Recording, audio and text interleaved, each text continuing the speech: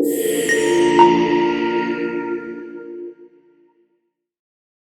and welcome to another episode of Code to Cloud. And today I'm joined by my good friend and longtime social media buddy, Dom Vogel. Dom, do you want to introduce yourself? Tell people what you do? Absolutely. And Kevin, thank you so much for having me on your podcast. You know how much I love you as a friend. Your friendship just means the world to me. So spending time doing this is just, I can't think of a better way to spend time on a Friday here. But for those of your viewers and listeners who don't know me, my name is Dom Vogel. I live in a suburb of Vancouver, British Columbia, Canada. I've been in cybersecurity for over 20 years. The first half of my career was in the corporate world. And Kevin, you never met Corporate Dom, but I'm glad you didn't because he's thoroughly dead and buried in my backyard, never to see the light of day ever again. So this is entrepreneurial Dom, who's been around for the past 10 years. I'm actually celebrating 10 years as an entrepreneur this year. And I focus sort of three different areas I focus on, and still in cyber. One is providing fractional CISO to primarily smaller organizations, smaller B2B organizations in Western Canada and Western US. I do a lot of work with manufacturing companies, construction companies, companies essentially that have never dealt with cyber risk until they're forced to. Right? So I love working with organizations like that. I do a lot of coaching work as well. So I work with a lot of technical executives, people who maybe work for large organizations, but really struggle to break free of their tech background. They feel like they're not resonating with the board. They feel like their peer executives don't get them, right? So I work on, for lack of a better term, humanizing tech leaders and making them better leaders, better humans, and allow them to keep growing up their brand and being less seen as techies and more so as leaders. And my third stool of things that I do is I do a lot of paid professional speaking. Last year I got to tour lots of North America, hoping to do more of that this year as well, and being able to provide sort of two different tracks of talk. So one is giving very engaging security / cyber risk talks to executives, board of directors, that type of thing. And the other side is speaking to more technical audiences around very human-centric talks. So I'm keynoting B-Sides New Orleans in May, so in a couple of weeks here. I'm not sure when this is going to air, but it'll be in May 13th, 2025 is when I'll be keynoting B-Sides New Orleans. I'm giving a talk there around how to unleash your inner leader. Right? As tech people, most of us don't really ever take the time to understand how do we become better leaders. We just sort of become, the IT manager, IT director, CIO without actually learning how to be a leader. So that's what my talk is focused on. So a very large, round nutshell, that's who I am. Kevin mentioned social media. I spend a lot of time on LinkedIn. I'm a big believer in personal branding, and at least in my case, I don't actually talk about cyber. I just try to share good, positive vibes and echoes of kindness on LinkedIn. I'm a big believer in leading with who you are, not what you do. And I like to think I have an epic collection of flat-brimmed hats. So you'll see various pictures of those in LinkedIn. So that, my friend, is me professionally in a nutshell. And to round it all out, because I always love talking about my family, I have two kids, 14-year-old daughter, 7-year-old son, who loves monster trucks and classic cars.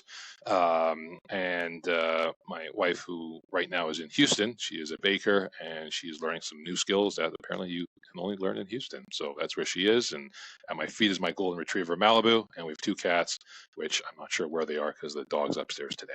So there you go. That's me. That's awesome. That was quite a whirlwind. I'm interested to understand the baking skill set in Houston, Texas, right? I mean,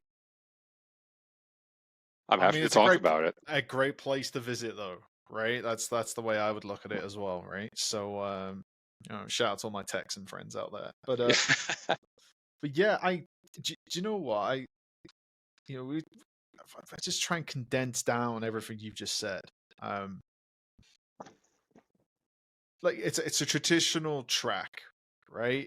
You leave college, university, or you break into tech, and you normally start on the help desk or network engineer, right? Especially in cyber, and get that CCNA, right? Back in the day, right? That was literally right. Like that's how Loving that acronym. Yeah. Like that's how you measured yourself, right? Like how Yep. technical you were, right? Yep. Um, But you've been doing cyber for 20 years. Like, I'm trying to think when there was somebody penciled it, but I'm trying to think of the first CISO was in the 90s, right? And then, Yes.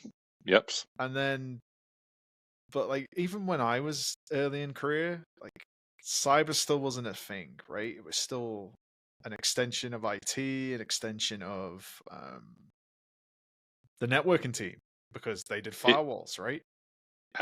absolutely. And even like, for example, like when I started, it was really only the domain of large companies, right? Smaller companies weren't talking about it. Right? There was only a select few, at least in Vancouver, there was only a handful of organizations that you could work for if you wanted to be in cyber. It just was not a common role. In fact, even when I was in university, they said there are not many of these security jobs out there. You should try and become a programmer first or this. And I was like, no, I want to do cyber, right? So the field has evolved greatly, and I'll say in that capacity from a demand perspective. There's still a lot of evolution that still needs to happen. I was on another podcast a few weeks ago saying how I remember going to my first security conference. I was like, wow, there's a lot of pissed off middle-aged white guys here. And, go to a conference now, I mean, and I recognize the irony, I am now a pissed off middle-aged white guy, but it hasn't quite evolved as much or to the same extent that the technology has evolved, right? We've evolved this field from the true people perspective, from a diversity perspective. We would be so much farther along. It's not technology or more security that's going to solve the underlying problems. Like I remember when I first started, they were talking about, oh, passwords are going to be gone within a couple of years. Well, 20 freaking years later, we're still dealing with them. They're still Yeah, around. it's still Same thing here. with patch management. Patch management. Oh yeah, we're going to solve this problem within the next couple of years. Well, 20 years later, still haven't solved that freaking problem, and that's only getting worse, right? So it's when I tell people that the field, the security, the technology. I remember the first tools I used, like McAfee, EPO, and all that. Like it's evolved so damn much, right? But like I said, the human element of it, and I don't mean security awareness, I mean the true people notion of it, right? The thinking about it, right, has not evolved at that same rate, right? And to me, it's like how society has not evolved at the same rate that our technology has evolved, right? If how we are as humans evolved at the same rate as our technology, a lot of the societal problems we deal with today would not be here, right? And that to me is the crux of security as well. More security isn't going to solve these underlying problems, right? We need to take a very deep human-centric approach to dealing with this, and that's why, like I said, why I love coaching. I love the people part of it, and I'm not, like I said, not talking about awareness. Yeah, that's what I was transitioning to, right? Because like when we think of big corporates, right? I, I sometimes the perception is that cybersecurity is an insurance policy that I may make a Mm-hmm. claim on one day, right? Like Mm-hmm. I'm putting money into something that might happen to me. Like I've worked with all sorts of leaders over the years. I even had a leader famously say, why would they hack us, right? Like I got a new job shortly after that, right? But I, I, but it's a hearts and minds conversation, right? And I think that's tech in general, to be honest, because I think that technical folks lose track on why we're here in the first place, right? Yeah. Yeah. Especially around why do we build stuff? Why You, do we develop services in the first place, right? I don't get up in the morning and go, "Hey, I'm going to build a new Kubernetes cluster," right? yeah. Because there's a reason for it, right? There's that somebody wants to use it to make it useful, and I think that's the same with cyber as well. It's like, what is it adding It's value, right? well, and you bring up such a good point, Kevin, and one of the many reasons why I love you and why we're friends is that so few people, even cyber tech, understand that. To them, what they do happens in the vacuum, right? There are far too many security professionals who do what I say security for security's sake, right?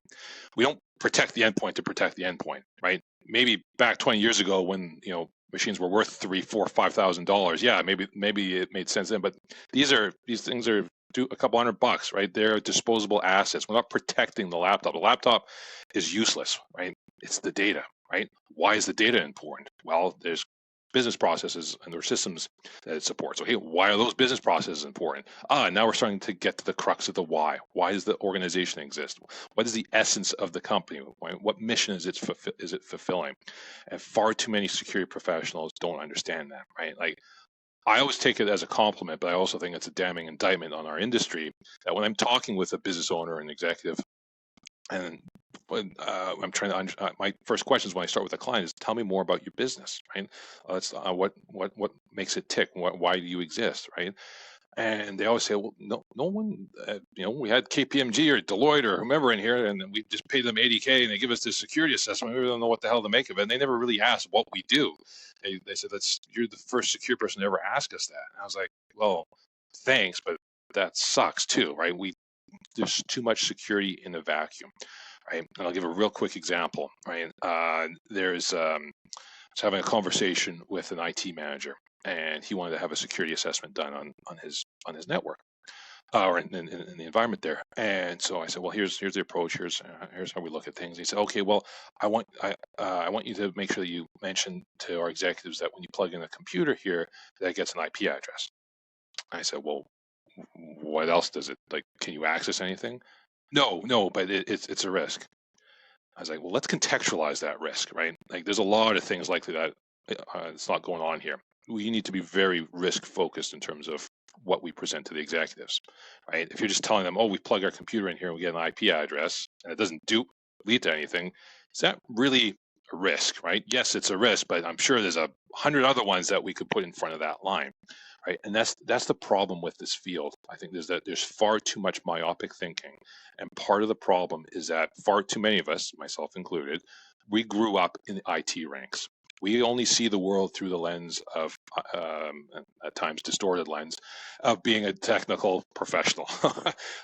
We need greater diversity, thought diversity in the space. People who come up through all sorts of different fields, right, have different life experiences. They'll look at these things the same way. Our field suffers from groupthink because we all pretty much have had the same experiences, right? But you need different people who've had different experiences to look at things differently, right? And I think that's, like I said, what's really holding us back, right? Is that we need to look at things differently and recognize, exactly like you were saying there, Kevin, IT doesn't exist for IT's sake. Security does not exist for security's sake. There's an underlying why, right? And that's what we need as technical and secure professionals. We need to ask that question. Why is what I'm doing important? Keep, like my kids, keep saying why until you drive someone nuts. Yeah, Then you've gotten progress there. I, no, I completely agree, right? Like it's something that I try to figure out pretty quickly is, well, what is it you do as an organization? Once you get to the root of that, everything pins off the back of that. Literally hangs off it, right?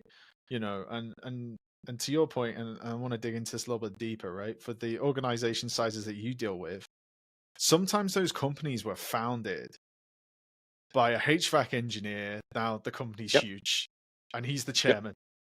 Yep. Right? Or you've Yep. got someone else, right, who may, like, for instance, has a fleet store of bakeries, right, and used to be the master baker, whatever it is, right, Yep. or has a Yep. small organization doing marketing, whatever it is, right.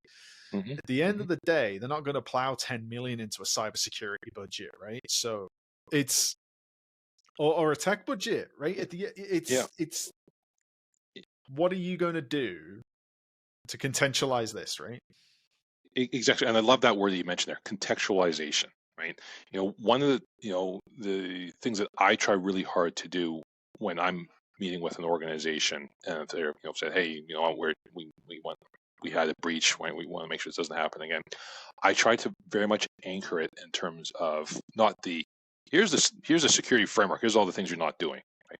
Yes, we'll do that, but before we do that, we need to anchor that, right? We need to make this real to them. And giving a real quick example, so I had a food manufacturer reach out to me a few months ago. They said, you know what, we sell various Southeast Asian food to Loblaws and Walmart Canada and a bunch of other places, and they're starting to ask security questions, and we've never thought about security, right? And we need help. I was like, okay.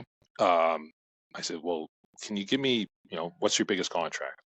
He said, Loblaws. Okay, well, what's that worth to you? Well, it's worth $3 million a year. Oh, great.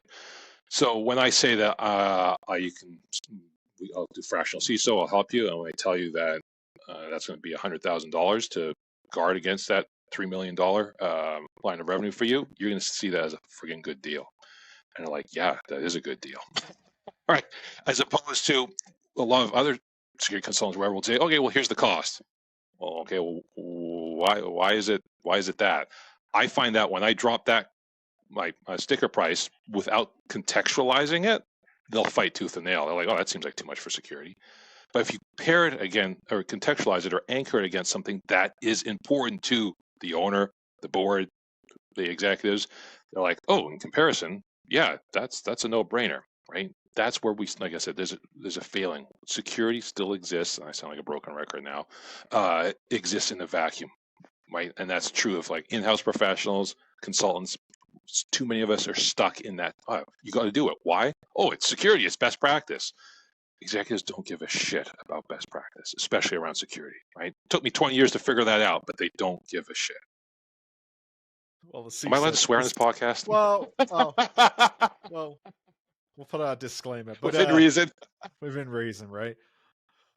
The CISO cares, but like again, yeah, not many orgs, right? Get it? Not many of them have those. No, right? And it's maybe they're just the consumer services, right? Especially with the cloud, right?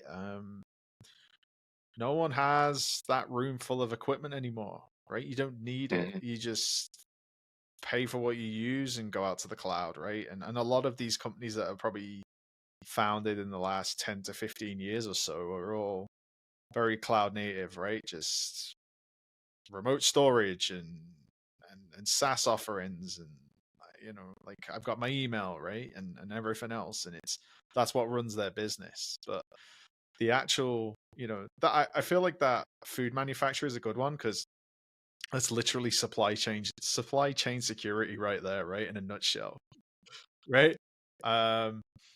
That's a great one because they are now, right? If you think about like the food industry as a whole, that's critical supply chain,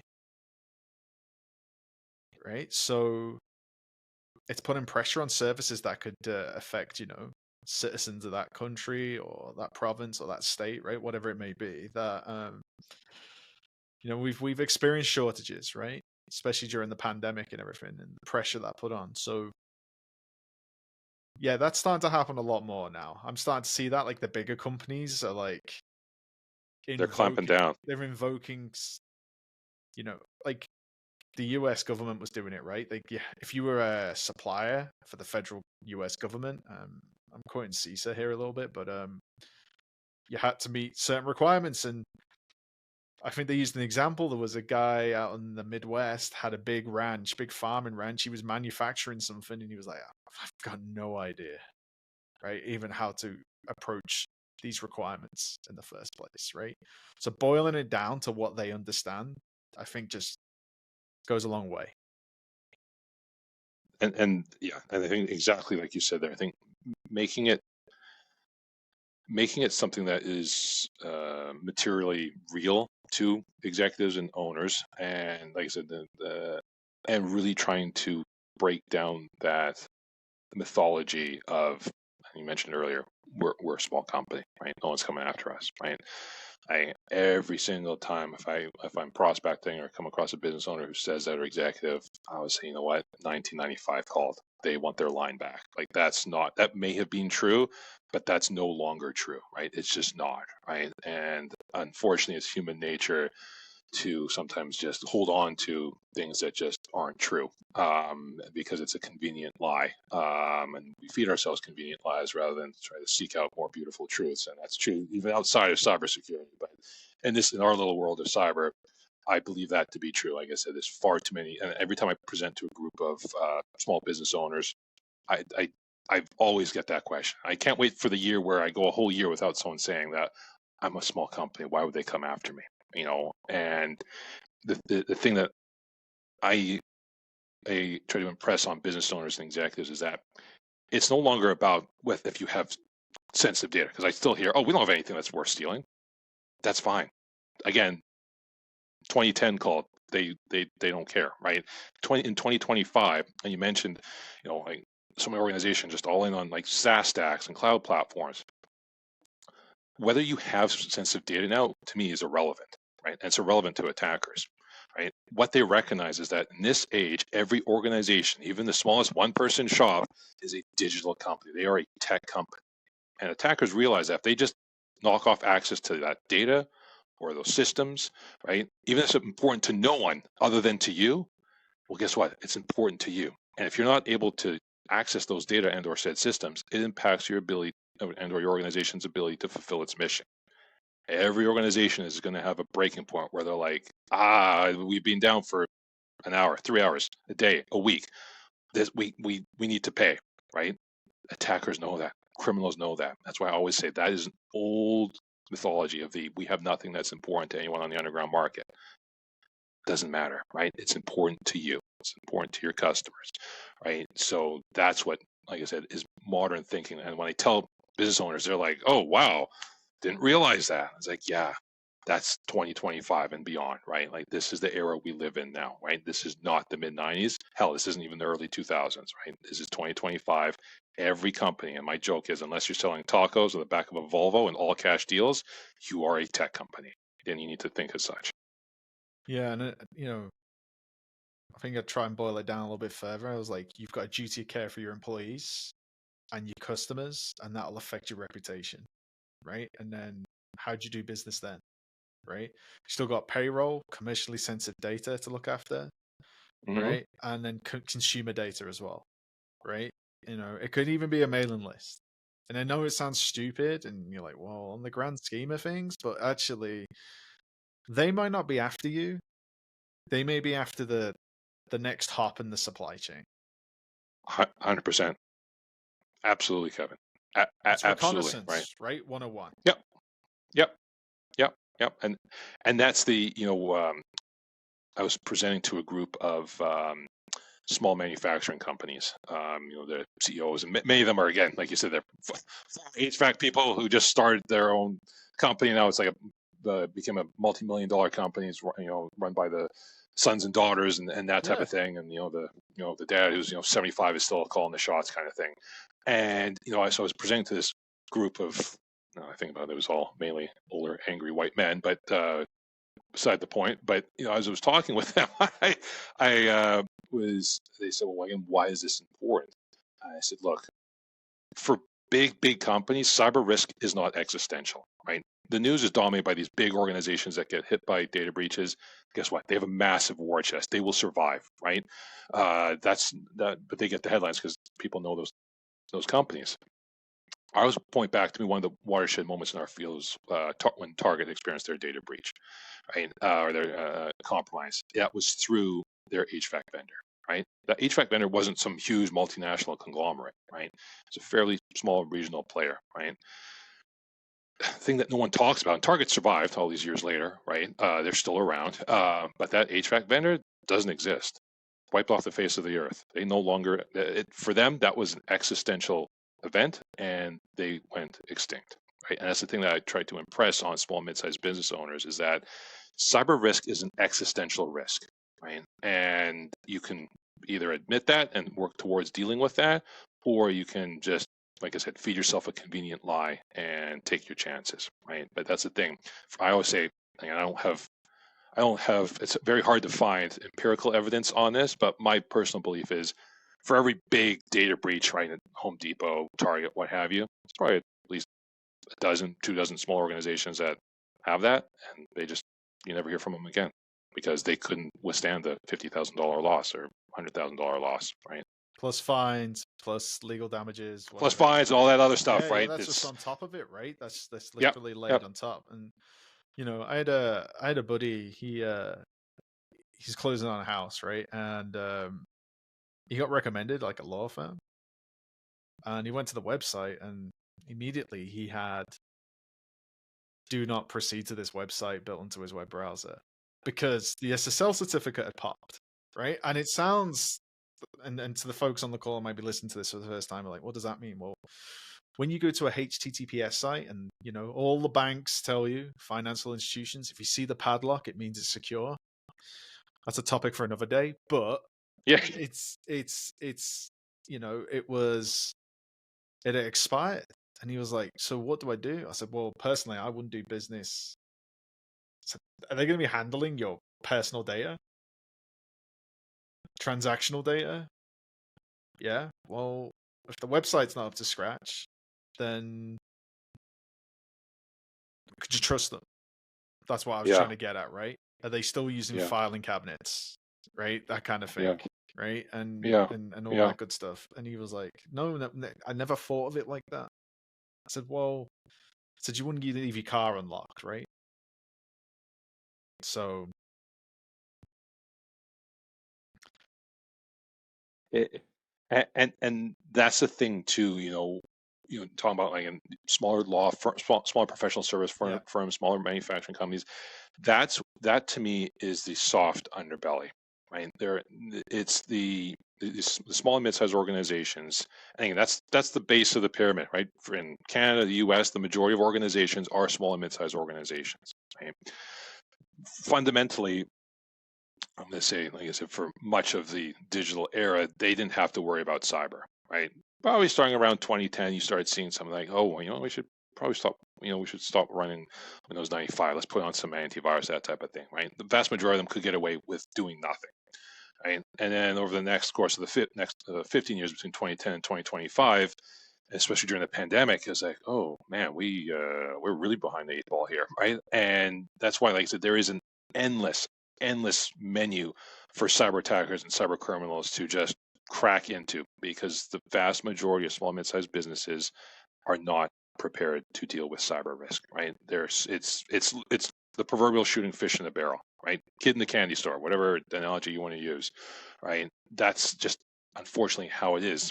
And what's I find extremely frustrating, and maybe this is as a security professional, I find it frustrating, is that the majority of small and mid-sized businesses wait for some level of, I call it a digital heart attack, before they make a change. Right? It's unfortunate. It's human nature. Sometimes, even if it's obvious and it's staring us in the face, we wait until you have, right? Even like personal health, right? Someone who's obvious is on one-way track for a stroke or heart attack has it. Doctor's like, hey, you were damn lucky to survive, right? Might not be so lucky next time, right? Human nature is some people we like, that's their shock moment and they change. Others are like, I survived. Let's go to Burger King, right? And then they have the second and third. You are playing with fire each and every time, right? Your odds of survival go down each and every time. And I see that with small and mid-sized businesses, right? Where they wait for those moments. And those reactive moments tend to be around what I see as this. They wait for a data breach, then they react, right? Oh, we need to start doing things differently, right? There's ransomware that cripples the network, right? And they have lost revenue. Okay, we need to change. Okay. They got denied cyber insurance at renewal period, right? yes. Cyber insurers are now starting to say, hey, you know what? We're not just giving it out now. We actually need proof that you're doing some basic stuff here, right? I hear that a lot. Another one on cyber insurance is we had cyber insurance, or we have it, we had to put in a claim, and then when they checked if we were doing the things that we lied about in the questionnaire, they have now denied our coverage. Well, you probably shouldn't have lied, but okay. Again, reactive moment. And the last one we talked about earlier is with supply chain. Hey, we're being clamped down by our customers. We need to start being able to answer these questionnaires and things. They're all reactive moments, right? And that's where I see is the unfortunate thing with small mid-sized businesses. They're waiting till it's reactive, and it's more expensive when it's reactive. So I'd love to see them be more proactive. I completely agree. I mean, the insurance one, that's a great one. Most people, I would say, across this country tick the box to say they actually do put snow tires on their car, right? Yeah, I, I, I mean, the insurance you should see company, it in Vancouver. yeah, well, like, and it does make a difference. I assure you, somebody coming from Europe where there's hardly any snow, it does make a difference. But I'd hate to be in an accident and then they go, well, we're not going to pay Oh out yeah, because you didn't have the yeah, snow tires on your truck, right? exactly. And I'm like, Yeah, yeah, it's any excuse, right? Like, yeah, they're in the business I'm into making money like everyone else, right? So, yeah. but yeah, They're not handouts. no, no, they're not handouts, right? It's not the dole, right? So, but yeah, so I want to transition to the coaching bit in a second, but when you're dealing with small organizations, what are your like top 3 tips for them then, like to sort of get their head around Ooh, this? yeah, yeah. I love that question, Kevin. So my first one is, and it goes back to an earlier point. It doesn't even involve cybersecurity. Identify as a business what are our most critical business processes. Right. Of those critical business processes, what systems do those rely on? Whether they're SaaS, internal, what have you. Third piece then is what data supports those systems that supports those critical business processes, right? And again, this isn't IT that answers this, right? This should be a cross Sure. collaborative exercise, right? Once that's agreed upon and documented, then we start focusing, okay, how do we focus on building security here? Because I find for most organizations, again, security is not aligned with what truly matters, right? Again, back to what we were talking about earlier, most of it is usually just security for security's sake. Let's roll out endpoint security everywhere. Let's do this, let's do that. And it's never in the context of business or business process. And again, in this era of, budgets being clamped down, right? Tariff central, what have you, organizations need to be very, very careful, and they need to be more efficient, right? Especially with security. How are we going to do more with less, right? Or more with the same? And again, that's where we focus on securing what matters, right? At the end of the day, this is a risk field that we're in, right? It's not just secure everything and hope to God or whatever deity one chooses to believe in that everything will be okay. We need to take more of a risk prioritization, a risk-based approach. We can't secure everything. It's a bit of an axiom, but I believe it to be true. When you try to secure everything, you end up securing nothing very well, right? And that's unfortunately the approach most security professionals take. So that to me is a starting point. Do that, focus on that, and then build basic stuff around that. Multi-factor authentication, right? Making sure that there's some levels of encryption. Focus your security essentials on that, right? So my answer is, like I said, a non-security answer. Start off with really understanding your business. Yeah, I concur with that a lot, right? Like, how long can you survive without the operation running on your Exactly. critical Yeah. assets and services? Yeah. And normally the answer is What's your uncle point, right? Sort of like you get your arm twisted behind your back there. yeah. And normally the answer I get is it can never go down. I'm like, well, that's going to be really expensive. So that's when you start walking through that process. Start dropping right? those numbers. Yeah. And you normally meet in the middle, right? Like that's yeah. Very, very, very quick story with a former client of mine. So, when we were going through that very exercise, and I said, well, how much can you tolerate? And they said it has to be up all the time. I said, okay, well, that's going to cost about this, and I said, you're going to be investing well into six figures and high six figures, and they're like, wow, okay. What can we get for 72 hours, right? It again, just having these conversations help for greater alignment, because again, most security budgets tend to be us pissing in the wind, right? So if we're having this greater alignment and conversations with the ultimate decision makers in an organization, you're more efficient with your security dollars, and you're protecting what actually matters, right? Rather than like, oh, we need $500,000 for a SIM. Why do we need a SIM? But if it's rooted in something that's meaningful to the business, then we're going to, like I said, have greater alignment. And that, to me, like I said, starting there allows for those conversations to happen, because most security professionals, when they're talking to executives, it's we need this tool, we need this, we need that to deal with this risk. And it's often too technical for them to get their heads around, right? So again, if we center that conversation again of what is critical to the business, we're more likely to have aligned outcomes.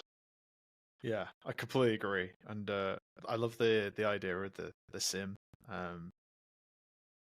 It's a conversation I've had for years. Yeah, that's a separate podcast, Kevin. I know. We've bought a SIM, we're secure. Okay, who's watching it? Oh, Dave.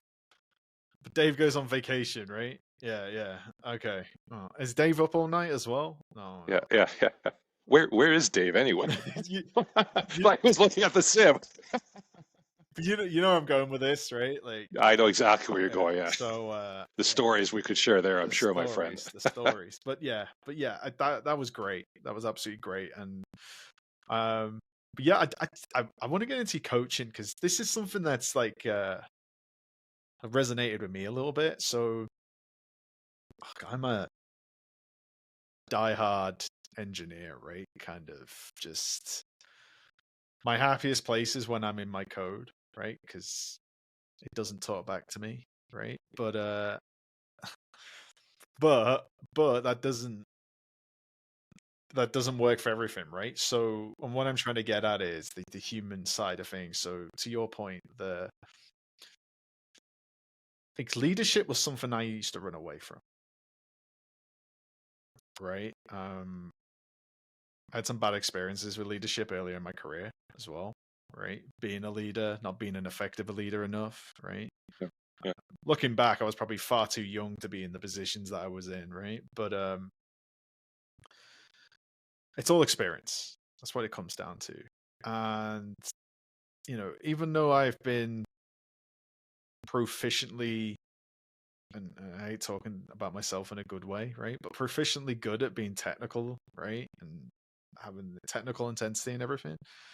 My career really changed when I started to look at things differently, of how other people outside of my purview, outside of the IT department, outside of the tech organization, right? And building relationships up inside of the business, right?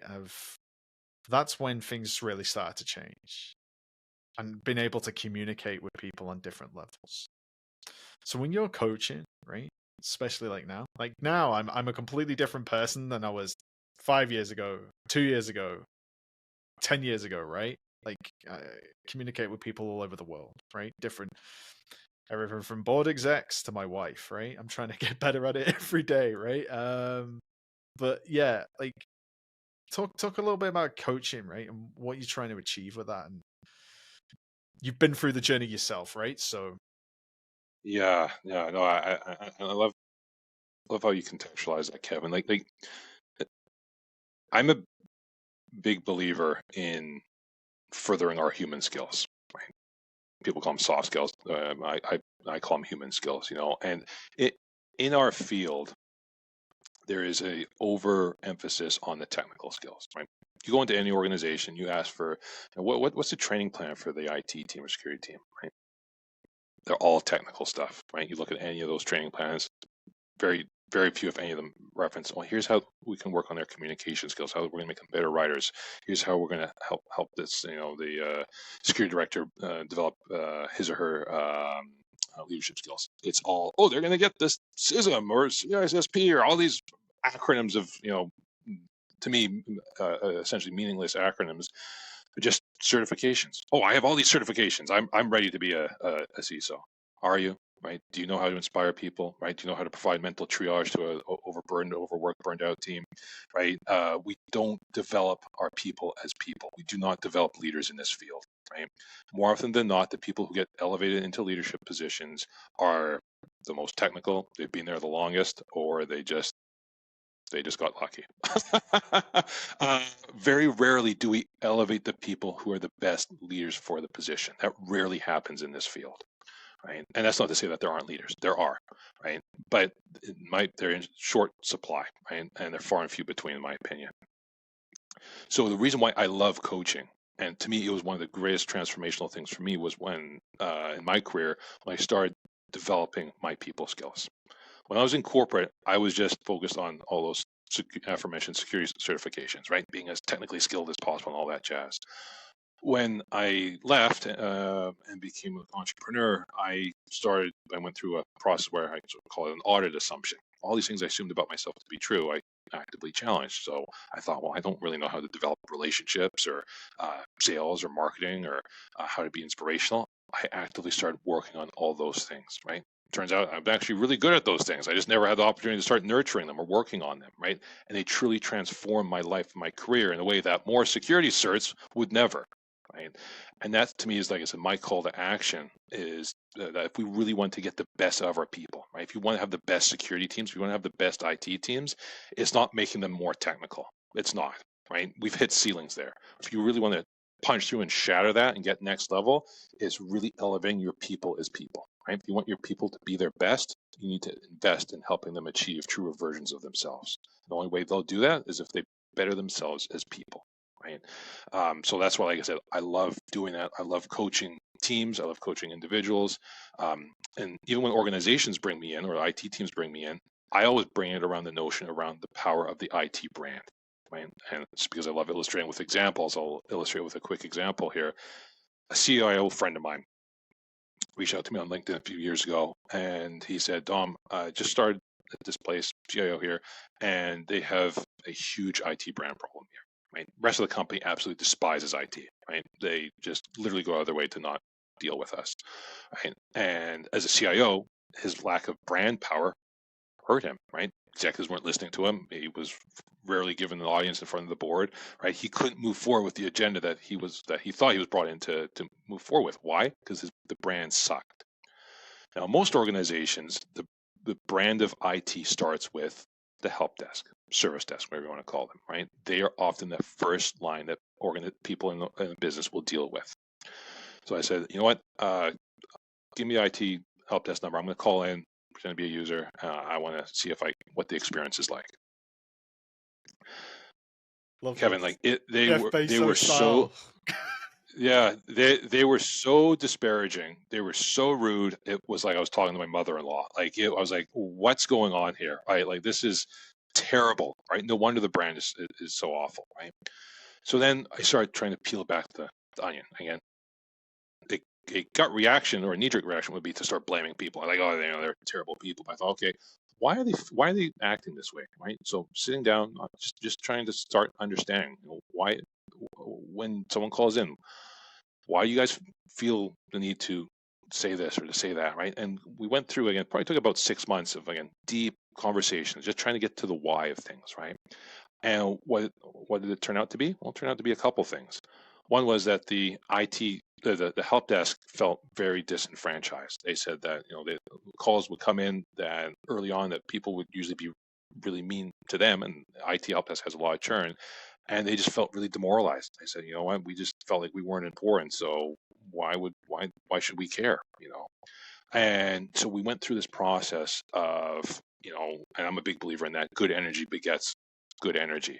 I said, and you'd be amazed, right, if you change the tone, change your approach, right? I think you're going to start seeing things change.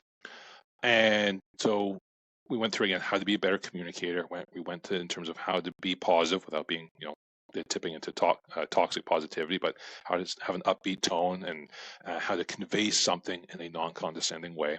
Right? So we went through just some basic exercises, and like I said, after 6 months, and the CIO started measuring the satisfaction score of the help desk. They started seeing that climb up and up and up and up and up and up, and to the point where at one point the CEO called the CIO and he said to him, "I've really seen a change in the energy and behavior of the help desk." He said, "My executive assistant was telling me how different they are, and that she's actually become friends with one of your help desk analyst because he's always going out of his way to be helpful. He's not saying, "Oh, we'll get to it when we get to it," kind of thing. He's being really, really helpful. I want to commend you." And he called me, the CIO, after, and he said, "Dom, he said, the CEO actually just called me." He said, "The CEO has never called me for anything." He said, "If something goes wrong, it's usually he tells the CFO to call me and yell at me." But he said, he called me and gave me positive news." And I said, "That's great. Right. Here's my bill." the, the, Job done. the notion, like I said, is that I truly believe, like I said, and this is where the tech teams fall short. They think that they need to deliver technology to be good at what they do. That is only part of it, right? It to me is an experience, right? And we're all humans. It's what we're delivering is the human experience. And if we're underinvesting in us as humans, right, you're only going to ever have half the equation, right? And I really believe that's why most IT teams, most security teams really struggle, right? Because that's all they focus on, right? That's why, like I said, for me, I'm investing in coaching, and why I'm really focusing and championing that more so than my fractional CISO stuff, is that that's what I believe is going to unlock next level in organizations. It's not more technology, right? It's that greater harmonization of humanity and technology. Someone that started off on the help desk, I really understand. You probably get where I'm coming from then. I completely do, right? But do you know what? I always found the relationship side more interesting, right? Like figuring out what people do and everything else, and mapping out the organization. But I think IT need to really look at themselves. And and cyber's always in there in the mix, right? And instead of being the department of no or later, it's the department of let's build together, Yeah. Yeah. right? And one of the things that and I just realized I failed to mention too, like, so a lot of metrics with help desk is around tickets closed, right? That promotes things being more transactional, right? And you mentioned the word there around relationships, right? So with that, at least previous example, I said we need to prioritize relationships. It's like let's at least pause measuring the metric of tickets closed. Like I get why it's done, but it's overemphasized, right? And it often promotes more transactional relationships than true meaningful relationships. I said I'd like you to start tracking and asking in surveys, right, to people, do you feel like you have a meaningful relationship with IT? Right? Let's track that, right? And over the course of 6 months, we saw that go up, right? And that to me is far more important, right? Because that's what's enduring is in terms of the relationship. If you truly want to get to, like I said, that next level, it's not about that rote, oh, let's just pump through all this stuff and treat people like a transaction. No wonder people don't like you, right? You're just trying to get them off the phone and solve the problem, right? But again, if you can strike that balance, again, you don't want to necessarily be talking to them for 3 hours about how their pet hamster's doing, but striking a better balance there. Again, it's all about relationships, right? And fostering those. That is again how we break that divide. Every organization where I always hear it, right? Oh, it's IT and the business, right? We're talking about relationships. It's more of a we and less of a us and them. For sure, for sure. I completely agree. So, when you talk about your coaching as well, you've got like those people that are like mid-career, later in career, really senior, and they're trying to. I Yeah. I, I only say this because I'm talking on behalf of a friend, but I'm actually talking about myself. Is I um, know a guy. I know a guy, right? I know a guy, and you sort of like take note of the landscape around you, and you're wondering what next, right? And you're trying to figure it out. But like I said, your identity is VS Code, right? Or spinning up services or whatever it may be. It's like, how do you then transition? And you can feel the pull because people around you are saying, you need to go in this direction subtly, right? You're trying to look at the tea leaves around it, right? Or you need to get into leadership, or you need to do this, right? And you're like, I don't know, right? Is it a confidence thing? Or, I mean, if you just truly like, doing what you're doing, then, you'd never have to work a day in your life, right? That's the old analogy, right? But, Absolutely. And the like I said, there's the thing about coaching is that there's these different relationships. Like I have organizations that bring me in as a coach, but I really love coaching individuals, right? And from all different levels, and one of the areas that I love being able to focus on the most is those people who've been in the field for a long time, and like you said, their identity is wrapped up in being that. Someone I've been coaching the past few months, guy's been a CIO almost as long as I've been in security, and he's I'm just really feeling lost, you know, and he's not his identity has always been wrapped up in just being a CIO and then sort of in the mid-sized shops. And uh,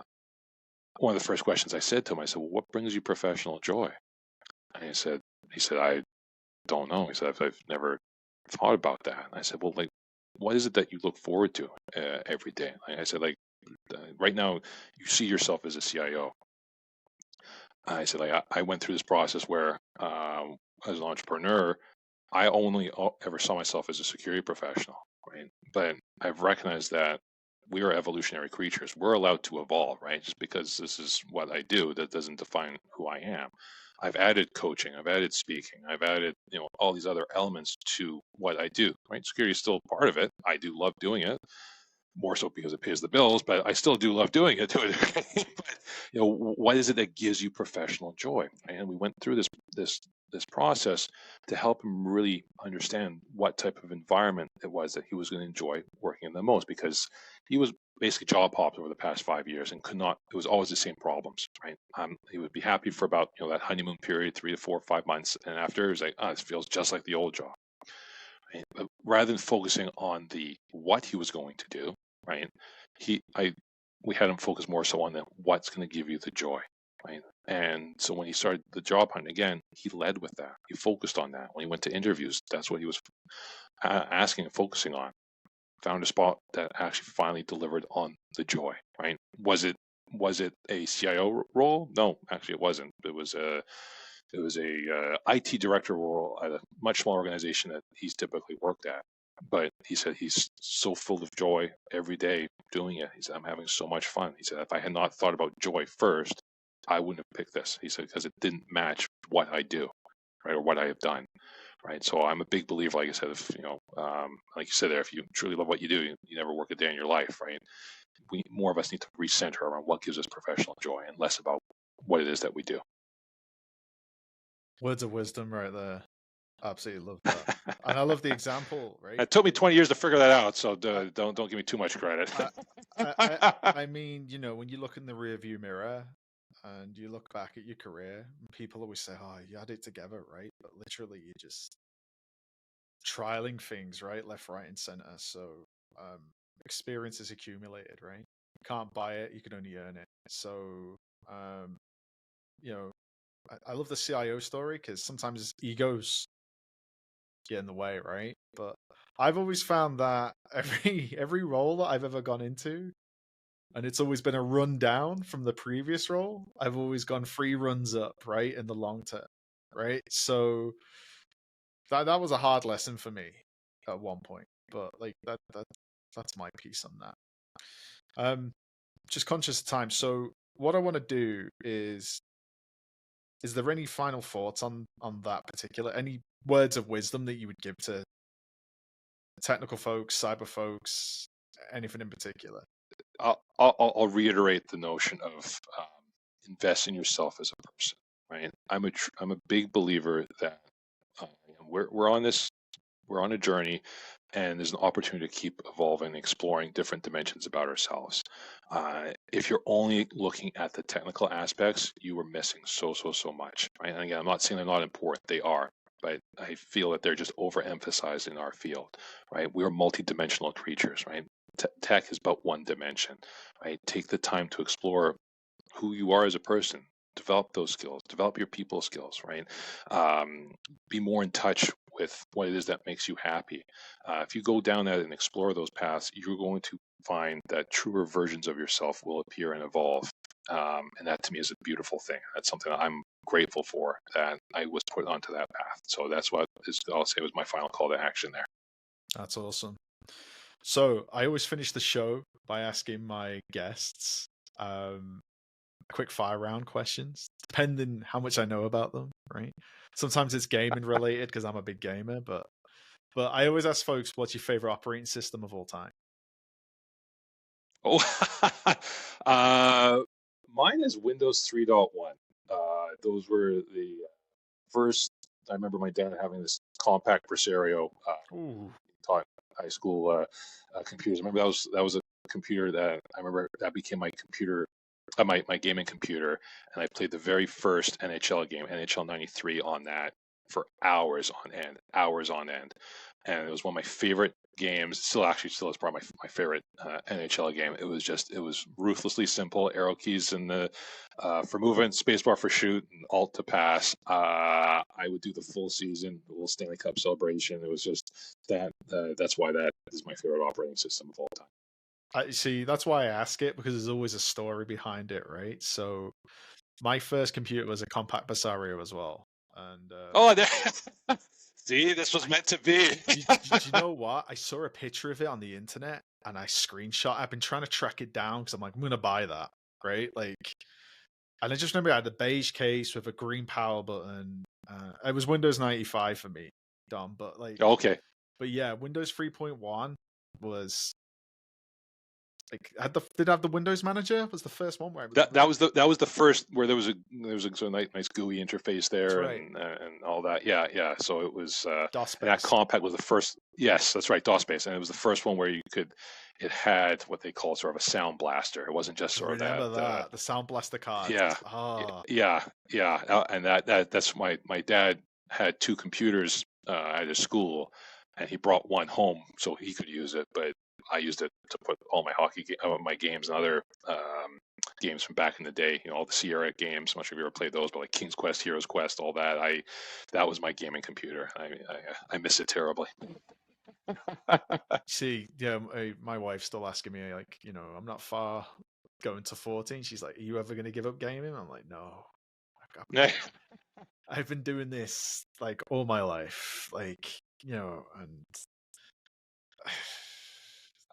I'm in my office here, and my son is a huge Nintendo Switch kid. So like I have like this is Monster Jam game, all Dogman. these games here. Dogman, he loves it, and he is so excited for the new Nintendo Switch and the new Mario Kart game. He's a.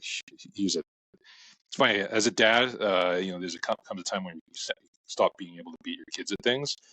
I no longer was able to beat him at Mario Kart probably about a year and a half ago. Even no matter how hard I tried, before I would go on my way to lose because he would get angry if I won. But now it's like I actually can't beat him. The student has become the master, right? The student has become the master. That's right. Yeah. So I love that anecdote. I've got similar ones with my son. He just looks at me and like, "Can't you do that?" Like, Step up, old man. yeah. He's like challenging me, right? And